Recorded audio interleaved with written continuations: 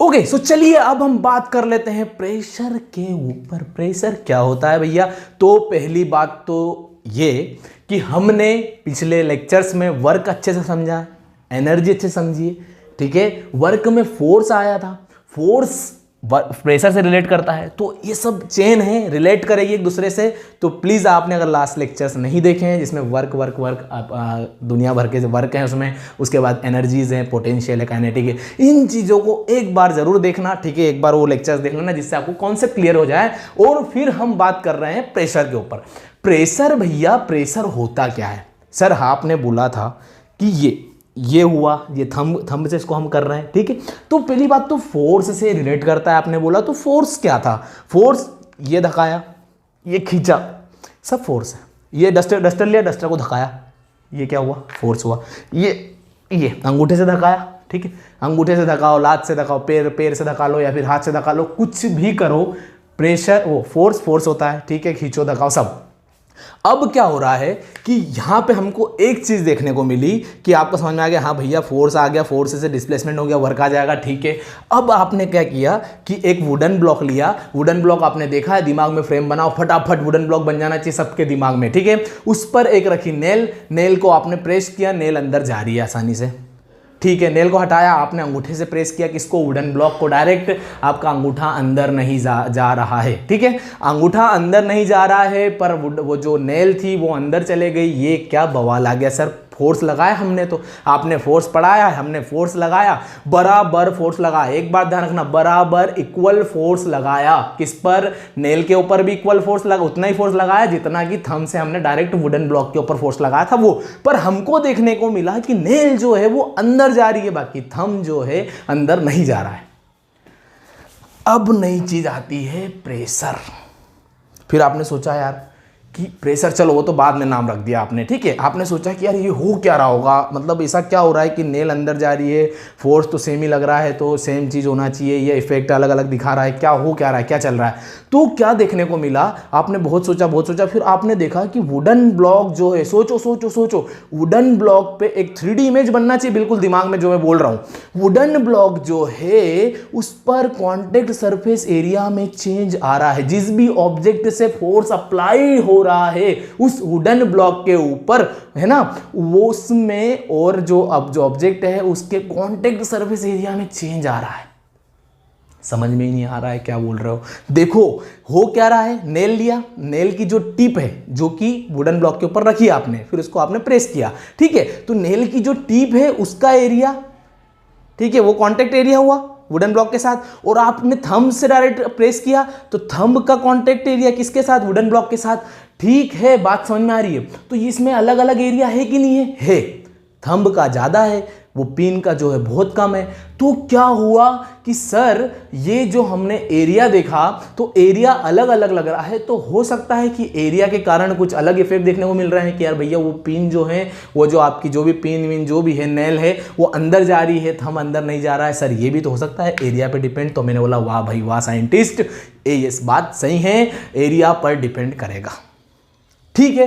तो प्रेशर जो है, नई जो हमने एक नया नाम जो रखा है प्रेशर क्या है कि फोर्स पर भी डिपेंड कर रहा है सर।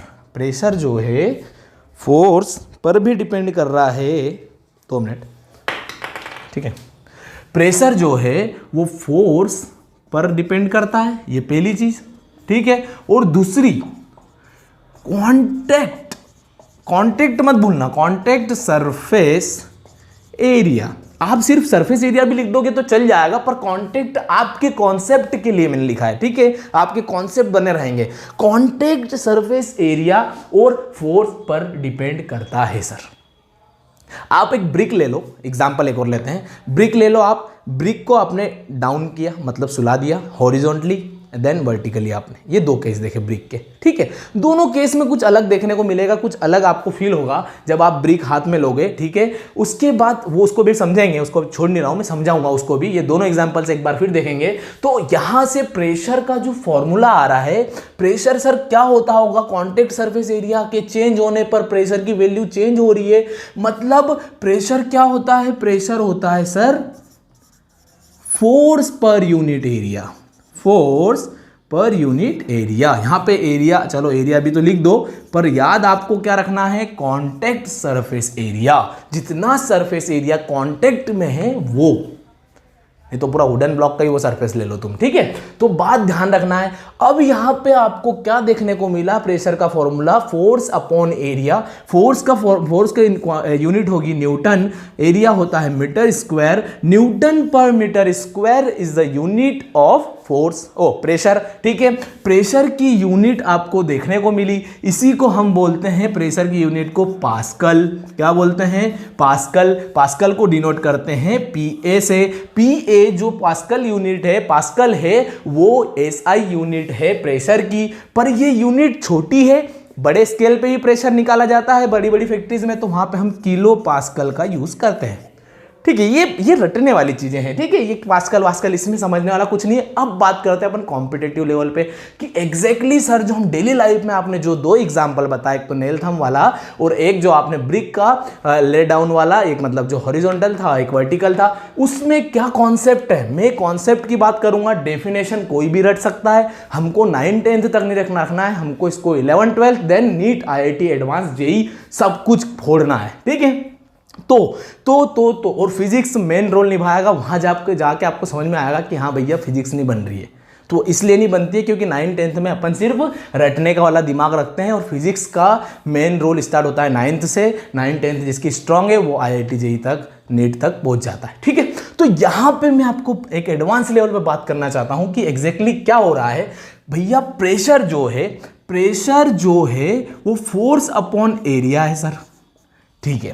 अब मैंने आपको नेल थंब वाला जो एग्जांपल दिया था उसमें आपको मैंने पहले ही बोल दिया था कि जो हमारी नेल का फोर्स है, नेल पर जब हम फोर्स अप्लाई कर रहे हैं और नेल अंदर जा रही है और थंब से डायरेक्ट उस ब्लॉक के, वुडन ब्लॉक के ऊपर हम अप्लाई कर रहे हैं, हमारा वो अंदर नहीं जा रहा है, हमारा जो थंब है वो अंदर नहीं जा रहा है। तो यहां पे मैंने आपको एक चीज बोली थी कि थंब से जब डायरेक्ट करेंगे उसमें भी उतना ही फोर्स लगाएंगे जितना उस नेल के केस में हम लगाएंगे।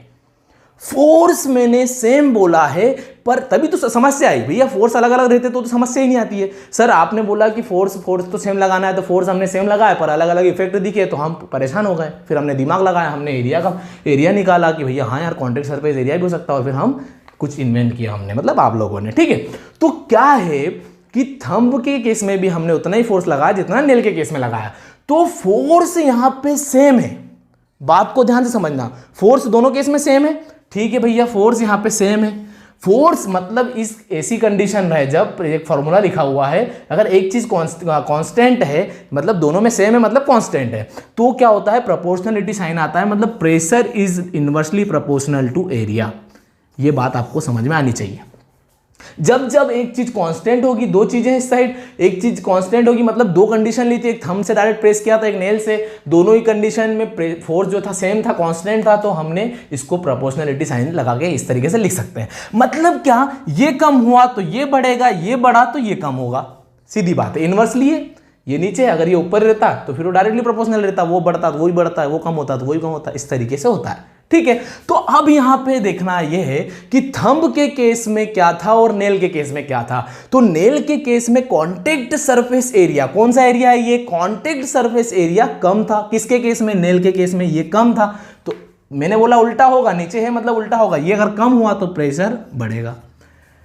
समझ में आ रही बात, क्लियर। और थंब के केस में देखा आपने कांटेक्ट सरफेस एरिया ज्यादा था, किसके कंपेयर में, नेल के कंपेयर में। तो कांटेक्ट सरफेस एरिया यहां पे ज्यादा है तो प्रेशर यहां पे कम हो जाएगा, सीधी सी बात है। नेल के केस में कांटेक्ट सरफेस एरिया कम था, प्रेशर ज्यादा था, इसलिए वो अंदर चले गई। थंब के केस में कांटेक्ट सरफेस एरिया ज्यादा था, प्रेशर कम था, इसलिए वो अंदर नहीं गया। बहुत ईजी है ये चीजें समझने की, ये तो क्या है, ये तो हर बुक में लिखा है, सब होना है, कुछ कोई दिक्कत ही नहीं है। दिमाग में जो चीजें रहेगी लंबे समय तक, जिस पर क्वेश्चन आगे आएंगे कॉम्पिटिटिव में, वो ये चीजें इस तरीके से वैल्यूज आपको, इस तरीके से आपको वहां पे 4 ऑप्शन में से एक निकालना रहेगा, इस तरीके से दिमाग लगाना है, ठीक है। ये बात आपको समझ में आ गई है। अब यहां पर जो ब्रिक का कंडीशन है, ब्रिक को एक तो हॉरिजॉन्टल हमने करा था, एक वर्टिकल करा था। हॉरिजॉन्टल के केस में आपको क्या लगता है, ज्यादा कांटेक्ट सरफेस एरिया हो रहा है, ठीक है। और वर्टिकल जब रखा तो कम कांटेक्ट सरफेस एरिया आ रहा है एज कंपेयर टू दिस।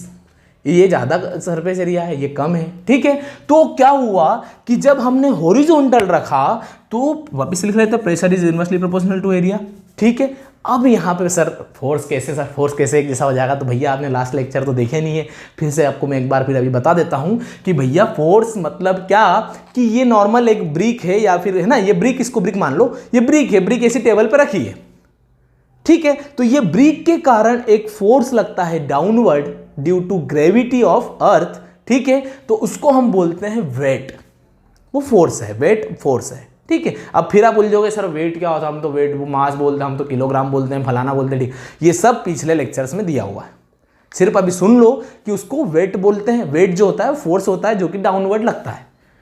तो ये ईंट को आप ऐसे रखो, ऐसे रखो, ईंट तो ईंट है, वेट तो वेट है। ईंट का एक ईंट है, सेम ईंट है, उसको आप आड़ी रखो, तिरछी रखो, किसी भी रखो, वेट उसका सेम रहेगा। तो फोर्स मतलब वो जो फोर्स अप्लाई कर रहा है ग्राउंड पर, वो फोर्स सेम रहेगा। हाँ जी, सेम रहेगा। तो फोर्स आपका कांस्टेंट है इस केस में, फोर्स इस केस में भी आपका सेम है, मतलब कांस्टेंट है। तो हमारी वापस वाली कंडीशन आ गई। अब यहाँ पे आपने ले डाउन किया, इसको हॉरिजॉन्टल रखा, तो सरफेस कॉन्टैक्ट सरफेस एरिया ज़्यादा आ रहा है, तो आपका प्रेशर कम आ रहा है, ठीक है। कॉन्टैक्ट सरफेस एरिया जब वर्टिकल करोगे तो कॉन्टैक्ट सरफेस एरिया कम हो जाएगा, तो प्रेशर आपका बढ़ जाएगा। बात समझ में आ रही है? तो इस केस में भी ऐसा ही होगा कुछ, तो आपको कुछ अलग अलग प्रेशर फील होगा। जब आप हाथ पे रखोगे तो आपको अलग अलग चीजें दोनों में फील होगी, जब आप ऐसा रखोगे और ऐसा रखोगे। तो ऐसा क्यों होता है, अब इस पर बात करते हैं। तो ध्यान से सुनो, ये भी कॉन्सेप्ट है कि जो फोर्स है, सेम फोर्स है, वो डिस्ट्रीब्यूट हो रहा है। समझ में आ रही बात? अब बड़ी बड़ी अच्छी समझ में आएगी। देखो ब्रिक का ये ब्रिक का कॉन्टैक्ट सरफेस एरिया ज्यादा है जब इसको हमने हॉरिजॉन्टल रखा, तो इसका सरफेस एरिया ज्यादा है, तो इसका जो वेट है वो वेट तो वेट है भाई, ऐसी रखो या ऐसी रखो, वेट तो उतना ही है। वेट मतलब क्या, फोर्स। तो ये जो फोर्स अप्लाई कर रही है ये ब्रिक किस पे, ये पाम पे या फिर ग्राउंड पे रख दो, आप पाम पे ले लेते हैं, फोर्स अप्लाई कर रही है, वो ज्यादा एरिया में कर रही है। और ऐसा रख दिया तो उतना ही फोर्स कितने कम एरिया में कर रही है, तो लगेगा ना। बात समझ में आ रही है? तो कम एरिया में करना, ज्यादा एरिया में करना, मतलब क्या कि प्रेशर कब ज्यादा लगेगा, जब एरिया कम होगा, क्योंकि ज्यादा प्रेशर लग रहा है। अगर वो हॉरिजॉन्टल रख दिया, एरिया बढ़ा दिया, तो ज्यादा जगह डिस्ट्रीब्यूट हो जाएगा। ऐसे नेल के केस में था, नेल का जो टिप थी वो कम एरिया ले रही थी, तो पूरा फोर्स जो था वो पूरे एक जगह पे आ रहा था, एक पॉइंट पे आ रहा था। और थंब था तो पूरे थंब का जितना सरफेस एरिया उतना सरफेस एरिया में डिस्ट्रीब्यूट हो रहा था, इसलिए प्रेशर कम ज़्यादा हो रहा था। समझ में आ गया होगा मेरे को लगता है, जहाँ तक प्रेशर बहुत अच्छे से, ये प्रेशर का कॉन्सेप्ट है, इससे आपके अच्छे, अगर ये पूरा समझ में आ गया हो तो कॉन्सेप्ट अच्छे क्लियर हो गए होंगे।